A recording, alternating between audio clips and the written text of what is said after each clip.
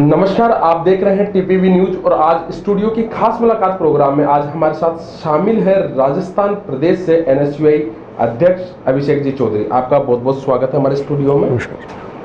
जैसा कि इस बार कोरोना काल की स्थिति के बाद में एक बार फिर से जो शिक्षा की व्यवस्था है वो चरमरा गई, इसको लेकर आपने विरोध प्रदर्शन भी किया, दिल्ली भी गए, लेकिन क्या मुख्य मांगे थी आपकी इसको लेकर जिसके तहत आपने प्रदर्शन किया और वो क्या मांगे आप सरकार के सामने रख रहे थे? शुरू में हमारी मांग ये थी कि बच्चों को प्रमोट किया जाए, उन्हें वैक्सीनेट करके उसके बाद उनके एग्ज़ाम करवाए जाएं, बच्चों के लिए ज़्यादा से ज़्यादा वैक्सीनेशन की सुविधा की जाए, छात्रों को वैक्सीनेशन में प्राथमिकता दी जाए। ये सब हमारी मांगें थी और इन्हीं सब मांगों के साथ में हमने हमारे प्रदर्शन किए। पिछली बार हमने नीट और जेईई के लिए भी मजबूत प्रदर्शन किया। उसका प्रभाव ये रहा कि इस बार नरेंद्र मोदी जी की सरकार ने 12वीं क्लास में पूरे देश में बच्चों को प्रमोट करने का फैसला लिया। इस बार क्या कोरोना काल के बाद जो स्थिति देखी उसके बाद आपको लगता है कि राजस्थान विश्वविद्यालय में चुनाव करवाए जाएंगे या करवाए जाने चाहिए? आपकी क्या राय है इस बारे में? निश्चित रूप से छात्र संघ चुनाव होने चाहिए। छात्र संघ चुनाव एक लोकतंत्र की पहली पाठशाला है और हम पुरजोर तरीके से छात्र संघ चुनाव के पक्ष में है और चुनाव करवाने की मांग करते हैं। ठीक है, पिछले 2 साल से इस तरह की परिस्थितियां नहीं रही कि चुनाव हो पाएँ। अब जैसे ही धीरे धीरे कोरोना फ्री माहौल बन रहा है तो हमारी कोशिश ये है कि अगर हर बार की भांति 2 महीने लेट भी अगर हो, हर बार की तरह नहीं हो पाए, जैसे जनरली राजस्थान में छात्र संघ चुनाव अगस्त के आखिरी हफ्ते में होते हैं, प्रस्तावित रहते हैं, अगर 2 महीने बाद नवंबर दिसंबर तक भी हो तो छात्र संघ चुनाव तो होना ही चाहिए।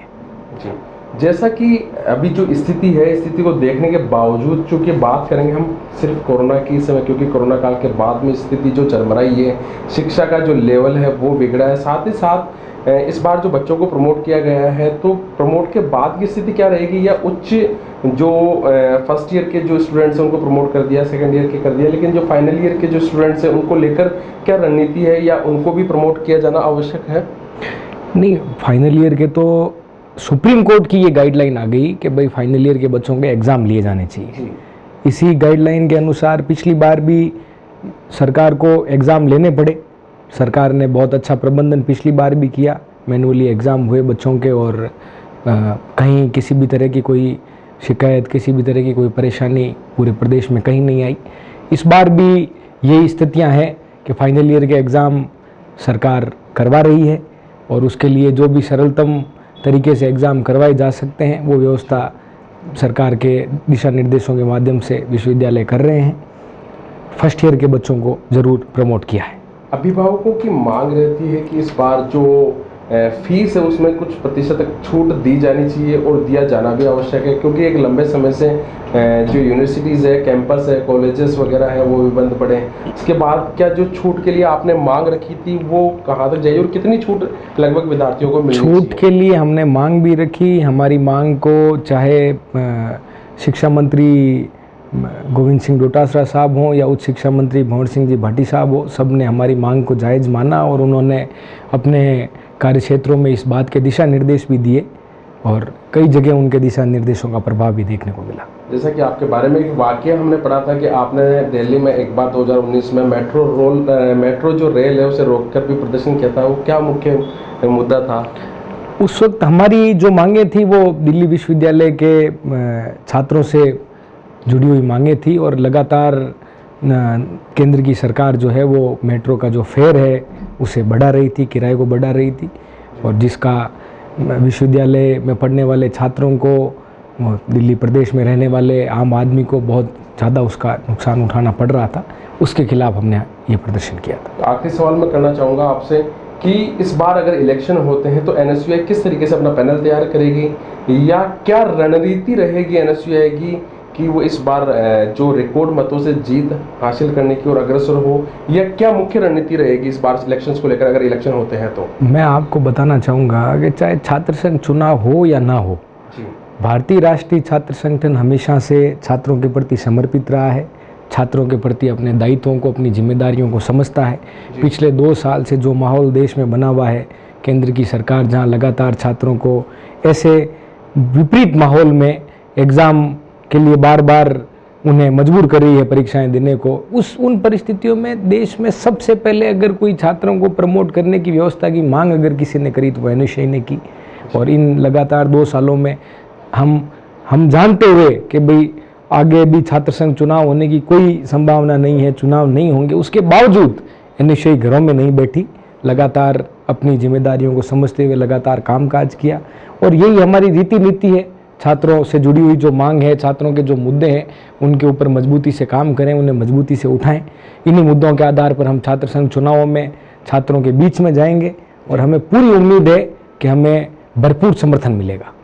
एक बात, चाहे से पार्टी विशेष से हटकर अपन करें कि एनएसयूआई हो चाहे से एबीवीपी हो, अगर जब माहौल होता है चुनाव का तो वहाँ पर कई बार मुद्दे बनते हैं या इस तरीके की आलोचनाएं भी होती है कि टिकटों को लेकर जो बंटवारा किया जाता है उसमें कहीं ना कहीं एक जो आरोप प्रत्यारोप का जो सिलसिला है वो लगा रहता है। तो उससे बचने के लिए आप एनएसयूआई में ऐसा कौन सा कदम उठाएंगे जिसकी वजह से कि कई जो विद्यार्थी जो बागी हो जाते हैं, कई जो मतलब जो एक लीड रोल निभाते हैं पार्टी के अंदर, वो बागी हो जाते हैं, उनको रोकने के लिए किस प्रकार से आप प्रयत्न करेंगे? हमने एक नई व्यवस्था इजाद की है। जनरली ऐसा होता था कि भाई जो छात्र संघ चुनाव में टिकटें हैं वो उन लास्ट मोमेंट पे ही ये सारी चीज़ें प्रक्रियाएं तय होती थी। इस बार हमने पहले दिन से ही एक प्रक्रिया बनाई है। विश्वविद्यालयों में, महाविद्यालयों में हमने इकाई अध्यक्ष तय किए हैं।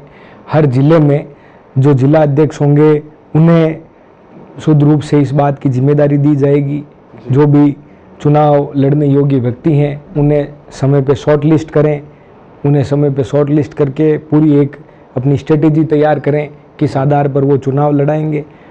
जिला अध्यक्षों के ऊपर प्रदेश के जो हमारे पदाधिकारी होंगे वो एक इंचार्ज के रूप में अपनी भूमिका निभाएंगे। वहाँ से जो सारा ऑब्जर्वेशन आएगा उसे हम खुद अच्छे से उसकी मॉनिटरिंग करेंगे।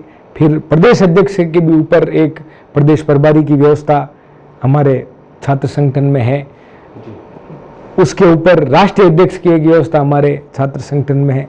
बड़े ही लोकतंत्रात्मक तरीके से हमारा इस बार हमारा ये प्रयास, ये कोशिश रहेगी कि जिन लोगों को हम चुनाव लड़ाना चाह रहे हैं, जिन लोगों को हम चुनाव लड़ाने के योग्य समझ रहे हैं, उन्हें हम समय पर शॉर्ट लिस्ट कर और जो इस तरह के जो ये बगावती जो सुर हमें कई बार देखने को मिलते हैं, इस तरह की हम व्यवस्था को ना पनपने दें और बड़े ही सौम्य तरीके से सब लोगों को एक जाजम पर लेकर, एक साथ लेकर मजबूत छात्र संघ चुनाव हम लड़ें। ये तो थी सवाल जवाब की बात। अब है मुद्दा कि आज का युवा, अगर आज हम पेपर उठा के देखें या टीवी चैनल ऑन करते हैं तो हमें देखने को मिलता है कोई 20 वर्ष का युवक, कोई 25 वर्ष का युवक, कोई 26 वर्ष का युवक, वो एक तो नशे की तरफ अग्रसर होता जा रहा है, दूसरी तरफ अपराधों की तरफ वो त्वरित रूप से, त्वरित मतलब जितनी तेज स्पीड से हो सके उस तेज स्पीड से उसकी तरफ मूव होता जा रहा है। साथ ही साथ पाश्चात्य सभ्यता की तरफ वो राजस्थान या वरन भारत की जो सभ्यता संस्कृति है उससे दूर हटकर उस सभ्यता की ओर जाता जा रहा है। तो इसकी कहाँ तक ये सही है? आप क्या संदेश देना चाहेंगे अपने जो राजस्थान के युवा है, आपके फॉलोअर्स हैं, उन्हें क्या संदेश देना चाहेंगे कि वो किस प्रकार से नशे वगैरह की जो आदत है उससे बचे और साथ ही साथ अपने भविष्य के बारे में सोचें?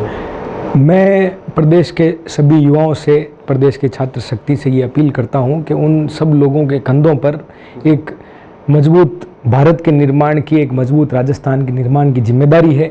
उन्हें इस चीज़ को समझना चाहिए और जो मनुष्य जीवन है, जो कि एक अमूल्य जीवन है, एक अमूल्य चीज़ है जो हमें कुदरत ने दी है, इसका मूल्य हमें समझते हुए अपने जीवन को एक अच्छी दिशा में ले जाना चाहिए।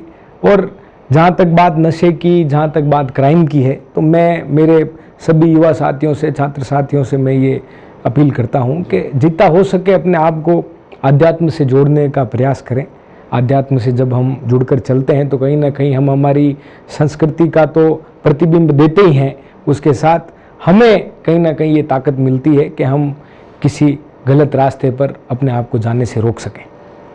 हमारा चैनल टीपीवी न्यूज़ सैल्यूट करता है इस प्रकार की सोच रखने वाले, जनप्रतिनिधित्व का करने वाले और युवाओं का प्रतिनिधित्व करने वाले लोगों का, साथ ही साथ इनकी सोच को सलाम करता है कि किस प्रकार से आध्यात्म से जुड़े, अध्यात्म एक बहुत ही बड़ा मुद्दा है। अगर आध्यात्म से जुड़ता है इंसान तो कभी भी वो इंसान एक क्राइम का जो रास्ता है, जिसे अपन अपराध का रास्ता बोलते हैं, उसकी तरफ नहीं जाएगा। आप देख रहे हैं टीपीवी न्यूज़।